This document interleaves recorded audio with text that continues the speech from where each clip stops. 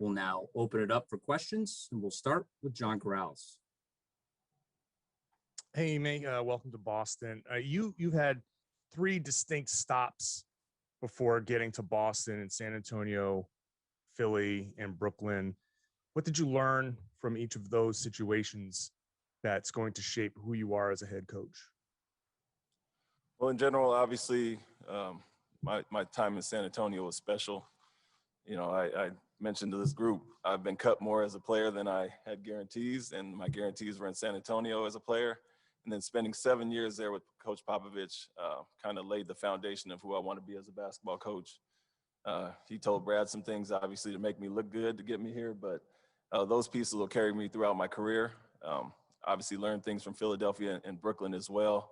And just working with different superstars, different levels, and the relationships I built with our guys, with Team USA and the select team in general, I think all that will help me move forward. But totally excited. We have 2 young pillars that I'm excited to work with, a young crew of first-round picks that we need to accelerate their development. And I'll take something from all those stops as I did as a player, coach as well, and look forward to having success with our guys. Mark Murphy. Hi, Ime. Welcome aboard. You talk about how well you already know some of the young guys in this team. I mean, the fact is that Jason and Jalen in particular, they're 24 and 23 years old. Just how much do you think they've just scratched the surface of what they can be? Well, it's huge. It's something that you see, and the perception of them outside of this organization is all NBA level players, MVP caliber players, and getting to know them over the last few years, you've seen their growth. They've taken huge leaps this past year, and we look forward to them continuing in that progress. It's my job to put them in situations to be successful, push them to be greater, and like I said, the sky's the limit with those guys. When all the job openings happened this summer, I think it was pretty evident that Boston is the most attractive based on the organization, the history, the expectations, but also the players in the roster. You have 2 foundational young pillars like those 2. It's exciting to build around them, continue to help them grow and reach their potential. So sky's the limit with those 2. We're excited to work with them and continue to see them grow throughout their career. Brian Robb. His question for Ime, just following up on that, you spent obviously time with Jalen, Jason, and Marcus Smart at the 2019 World Cup. What was your experience just firsthand working with those guys in that atmosphere? And have you started reaching out to those guys, other players on the team already since you've been brought aboard here? Yeah, I've talked to quite a bit of the players so far. I was with Al for 1 year in Philadelphia. No Peyton Pritchard since he was a young kid in Portland. But we've all talked already. They're excited. I thank them for the kind words they said about me, pushing me. And it was a natural bond with us. Like I mentioned, I was with them with the select team, and they all have different personalities, but we all bonded over that. Coincidentally, I'm here now. Obviously, thought Brad would be here forever, so it was just a natural connection with those guys that I had. And they're going to allow me to coach them, push them. They know I'm going to be on their ass, and that's what they like about me. They've asked me about that. And so they want to be pushed. They want to be directed towards winning, and you expect that from your stars. The character that they showed, like I said, they all have different personality traits. Marcus is one way, Jalen's one way, and Jason is as well. But the bottom line is they want to win and help us get number 18. And so that part was attractive. Obviously, you see the physical talent. Now it's a chance to help them grow, become better leaders, more vocal, and then just continue to push them to be great. Taylor Snow. Hey, Ime, welcome to Boston. I actually have a question for Wick, Steve, and Brad. Just what were some of the qualities that impressed you about Ime as you were going through the head coaching search, and what made him stand out above other candidates? Well, I know that Brad met with and spoke to a large number of very highly qualified people. That's no exaggeration. That was an exhaustive search led by Brad. But when he called us in and said, we've got to go meet Ime, I'm a guy, I'm perfectly happy speaking 5 or 10 minutes with somebody and it's a nice conversation. 2 hours went by in a flash. I was ready to go a couple more, ready to be stuck on a coast-to-coast red eye next to him. You know, it just was that kind of electricity. He's so confident. He burns inside with a desire to do even more. He's done so much. but he wants to do even more, and he wants to be here. This was his first choice, and he was our first choice, and it was just as simple as that.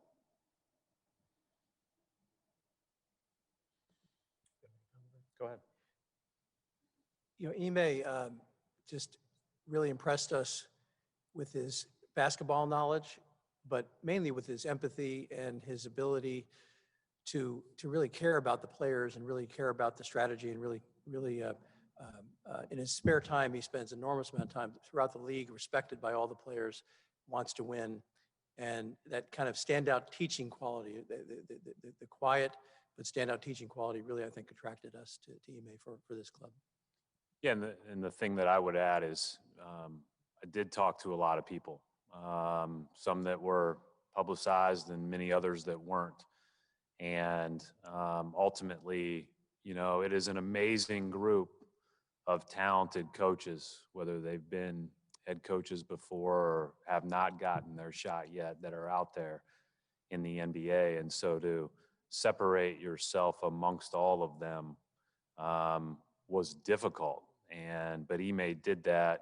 And again, I go back to, he has a great basketball acumen. He's got a great understanding, but that's, to me, something that a lot of people have. It's his authenticity, his ability to be tough and yet very warm, and you know, and it's his experience. And I think not only the experience of playing, but being you know, 8 through 15 on the roster a lot, and then being, you know, in San Antonio for all those years. And then I think the last 2 years, getting a chance to see two totally different things up close in Philly and Brooklyn is a great thing. And so you know, there are all these things, we could go on and on with the adjectives, but that really stood out as separating him throughout this process. I'll follow up by saying, as I mentioned, when Brad and I spoke over a few Zoom meetings, we were pretty much in alignment right away. When we all sat in person with Wick, Steve, and Allison, I think their passion stood out to me. And that's not to say rare with the ownership group, but they're basketball guys, and I'm a basketball guy. And what they want for this organization moving forward, it was pretty evident, easy to see. And so I think we all connected well in that first meeting. And like you said, the time flew by. We wanted to talk more, but I just come off a last-minute loss, obviously, against Milwaukee. But I got to put that past me, get to talk basketball and move forward with this group. And so I actually wanted to talk about that loss a little more. I mean, nothing personal, but. Yeah, I was extremely excited, obviously, once I met them in person, and their passion stood out to me from day one. So here we go, we're ready to go, and I think we're all on the same page of what we want to do going forward. Gary Washburn. Congratulations, Ime.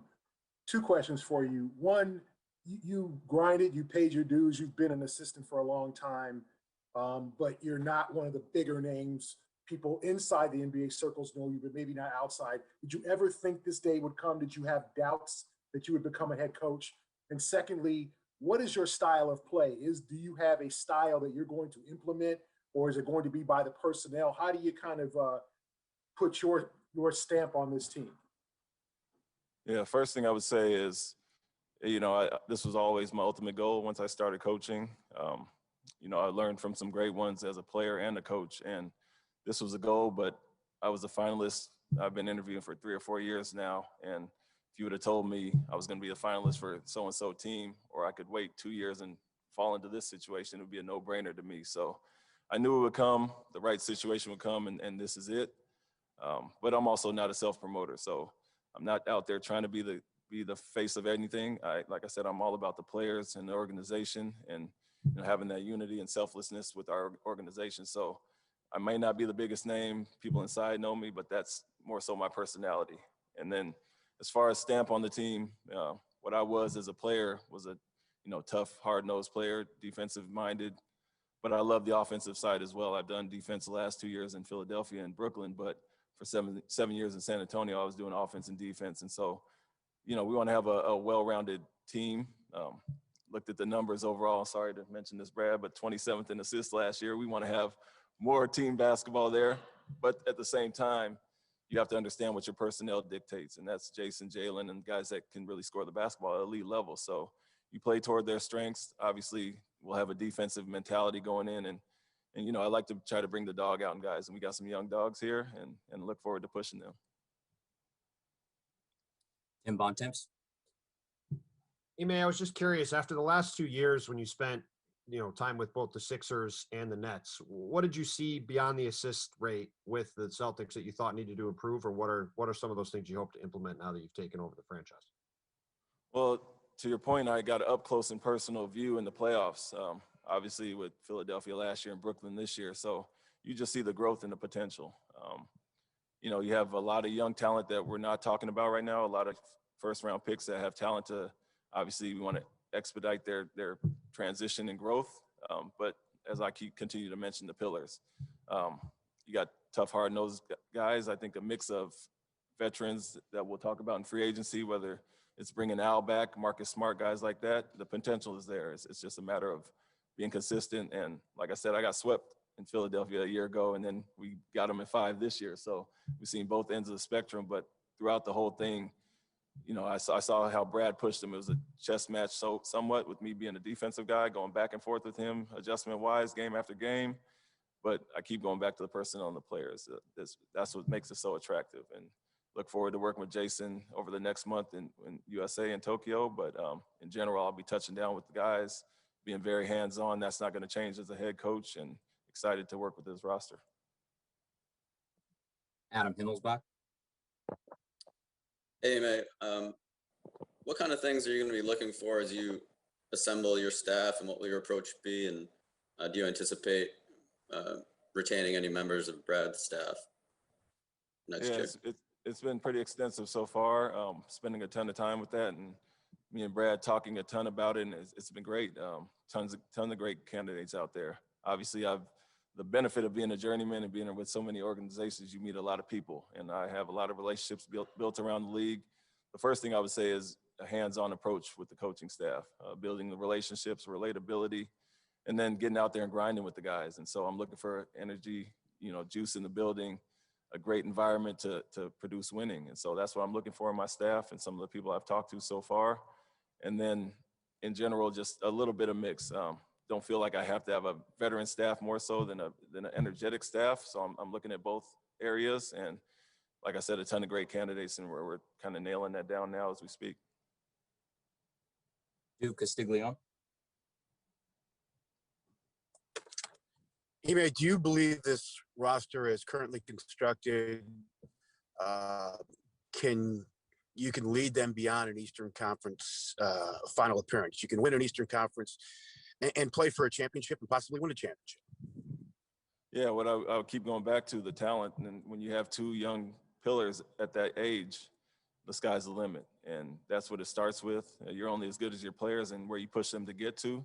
And we understand, we've talked about this in depth, we have some work to do. And so that's my job, to bring out the best in them, continue to strive for what this organization is about, and it's about winning, getting number 18 in here, and that's our goal. And I think, like I said, we've all been aligned with that in symmetry with what the goal is, and it's not about just getting to a conference finals or doing well in the playoffs. It's about winning a championship. And so anytime you have those young pillars, you have a chance, and I think that's where we're at right now.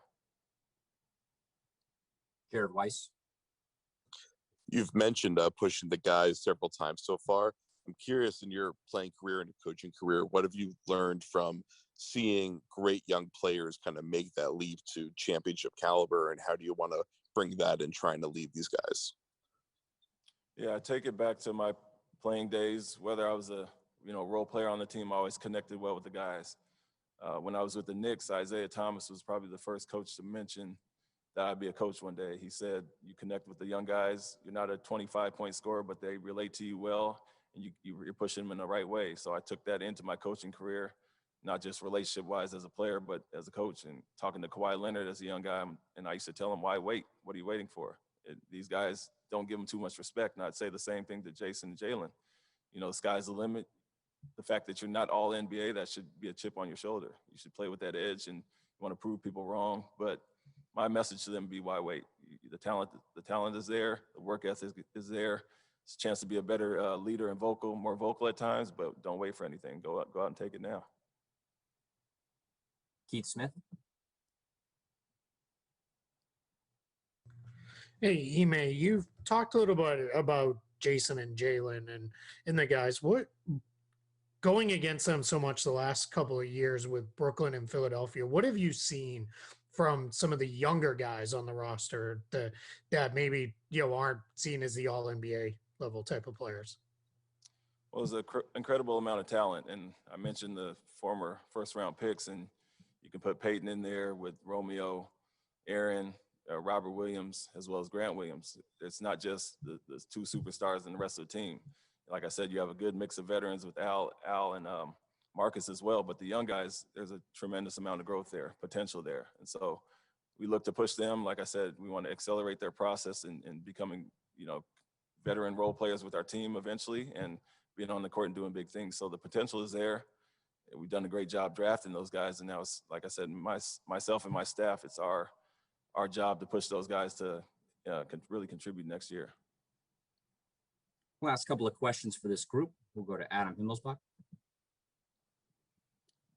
This question's for Wick and Steve. Obviously, you guys pride yourselves on organizational stability, and there hasn't been a ton of it the last few years. What do you feel like maybe these past few weeks where it feels like you're kind of putting a foundation down again with some of these moves with the roster and obviously the front office and the coaching staff will do to kind of recapture that and help you move forward? Great question, Adam. We do pride ourselves on the stability, and actually there has been stability. I think we were one of the few clubs, maybe the only club, that has had only two coaches in the last 20 years and one general manager. And moving Brad, who will be a fantastic evaluator of talent, he's been integrated into the operation, gives us even more stability. And Brad's connection with Ime and the discussions we've had, I think, really does set a solid foundation for the future. We can build off all the great things that they've done in the last 20 years. And as you can see, Ime is very hungry to be a head coach and hungry to win. And I think that's going to be an amazing fit with Brad and the whole team out here. We've had a stable group of folks, both in the front office and back office. And I hope it stays that way forever. I hope they all live to be 105 years old, and we're sitting here 40 years from now. So very happy with the team and the stability. Well said. And final question, Matt Vitor. Ime, you talked about being on there a little bit, and at the same time talked about caring about these guys. How challenging is it to strike that balance, to push a guy at the same time without alienating a guy? And what have you done that makes you feel like that you're a guy that can handle that? Well, I think it's all relationship based. You got to build that foundation off the court somewhat. Also understand you can't coach everybody the same way. What motivates others might embarrass others. And so you find that balance there. But like I said, it comes down to trust, respect, and, being in alignment with our goals. And I think the players, it comes down to their character ultimately also, the way they want to be pushed and taking constructive criticism. And I think we have a group that has done that so far, that the times I've been with them. And I think just in our conversations lately, they're looking forward to that. So it's just striking the balance of knowing their personalities, how they want to be coached. And like I said, we have a willing group, and they've only reiterated that with myself in our conversations lately. So looking forward to it. I'm not worried about our group, worried about hard coaching. They're asking for that, and it's something I'm going to bring to the table. All right, gentlemen, thank you very much for your time. We'll wrap it up right there.